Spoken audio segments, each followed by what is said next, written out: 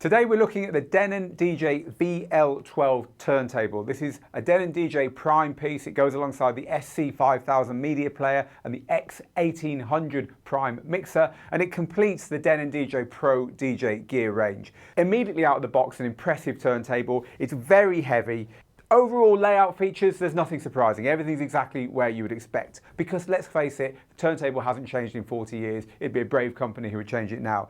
But that said, it's got a few nice little twists that literally allow you to turn it 90 degrees and have it functioning better than a Technics turntable turned 90 degrees. We're going to get onto that stuff in just a little while, because we're going to set it up with the rest of the Prime gear so we can show you the permutations. But for now, let me just give you a very quick talk around of the turntable.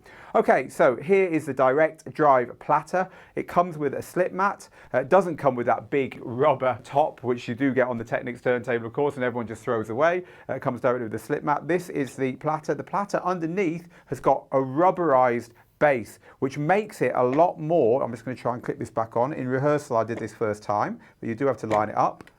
Perfect. The base is a lot more stable because of that rubber there, and there's a lot of stability features built into this. As I said, it's very heavy. Also, the feet are they're like those mountain bike front forks that have got the built-in suspension. So that is the platter. There is our slip mat. Down here, the start-stop, 33, 45. 33 and 45, when you press them together, do not switch to 78 RPM like a Technics, one for the geeks there. The on-off button is recessed, which has been one of the ways that turntable manufacturers have improved on the original Technics, because it means you can't accidentally turn it off. When you do turn it off, it means the platter will slow down, of course, and your music will stop. So that's been recessed there. There is a strobe light in here, a little bit more about that later on. Another light here, which is interchangeable with this light here.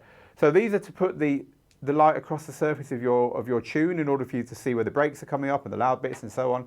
And strangely, there are two versions of this light. There's no way you'd ever see this in the studio, but let's just call them the silver one and the black one. One of them is like a bright white LED, and the other one is more the kind of warm tungsten light feel. No idea why you get two of those, but you do. Okay, so let's move over to this side of the turntable. The tone arm is pretty basic, pretty standard. It reminds me of the tone arms on old Gemini turntables back in the 90s, frankly. That said, it does the job. But I would have thought maybe a straight tone arm version of this. After all, it's battle DJs who are going to be buying this primarily. Everyone else is going to be using a media player, right? It comes with the counterweight. It comes with an extra little weight for the back of here, just in case you're running a very esoteric, heavy cartridge. That said, the head shell they provide, very, very standard. This is actually a Technics one we've got on here because it's got our cartridge on, because there's no cartridge supply with this turntable. That's pretty normal, but it would be nice to see cartridges with turntables that cost this much, right?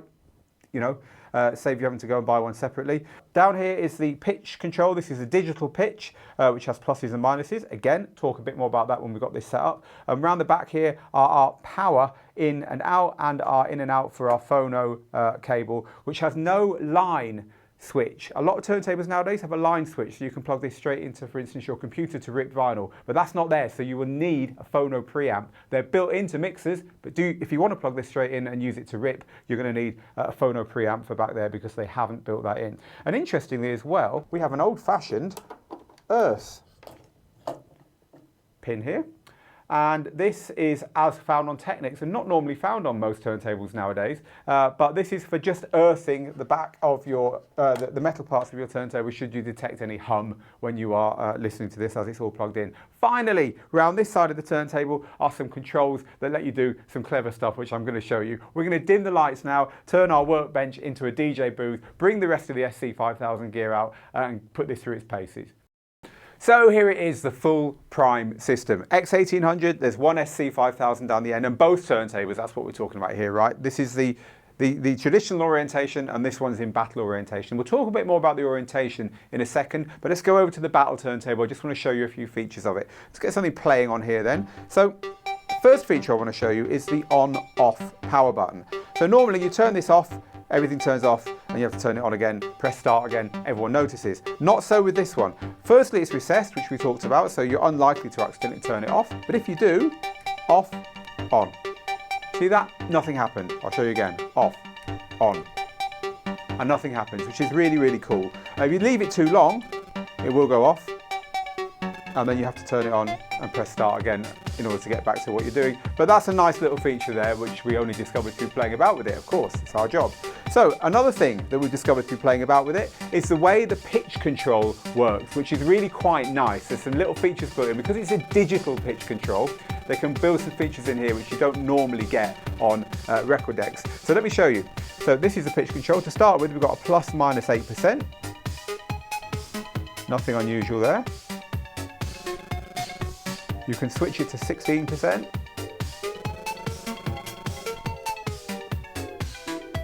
And you can switch it to 50 for those extremes.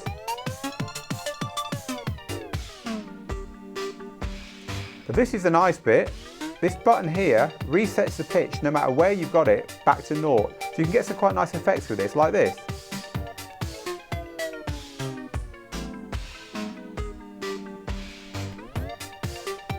And you're back at naught there. And now, it's not doing anything until you press that button again. Go back to the middle, press the button again, and you're back to doing that with it. So you can have some fun with that in your battle mixes and in your performance mixing. Also, I wanted to point out the fact that even though there's no click in the middle here, the middle area actually is pretty big. The amount of space here where the fader does nothing is quite big, and you can tell that by looking at this part here where I'm pointing my finger here, the strobe. So there's some lines here that are still at the moment, so anyone who's used to using turntables will know what I'm talking about now. I'll just set it back to 8% there. If you move this to slow the track down, these little lines start to move anti-clockwise, left to right. And if I speed the track up, they move right to left or clockwise, and the further away you go, the more they move. That's called a strobe light in here, and that shows you visually whether your track is playing slower or faster. So this big chunk in the middle, there's a big chunk in the middle. I'm moving my hand quite a lot on the main control now. If we take our roving cam back to the strobe, you'll see that actually it's not moving at all. So what Denon DJ has done is give you a big chunk in the middle of the pitch fader where you just know that if you throw that back to somewhere like that, it's going to be true. And I actually think that's quite nice. I think that's a nice way of setting this up. That said, the light doesn't come on because the light is used for this kind of pitch lock function. And having the light on in the middle would be another way of showing you that you've actually got it set right there. Okay, so there's a couple of features of this. One feature of this, which we haven't looked at yet, which is pretty cool, is on the front, and that is the ability to change the LED. Now you've got an intensity, off, dim or bright, and you've also got the control that I'm going to turn now. And this is now moving through all kinds of colours, and you can set the colour of your deck to work nicely with whatever your branding, whatever the branding of your club or whatever your particular needs. Let's set that one to purple. And now I'm going to move over to the other half of this setup. And we're going to talk a little bit more about how we would get all to work together. Now, this deck is in traditional setup. Now that means that the wires, which are at the back of this deck, are coming out the back in battle mode, are down here at the edge.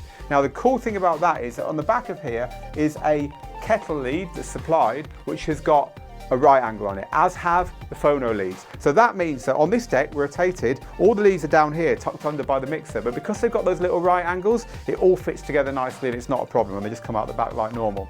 What's harder to get to are the controls for the platter, which are now tucked kind of in here, because on this deck, they're down here at the back. But that's all right, you set and forget those. So let's move that out of the way, and we'll set this to the same color as that deck there.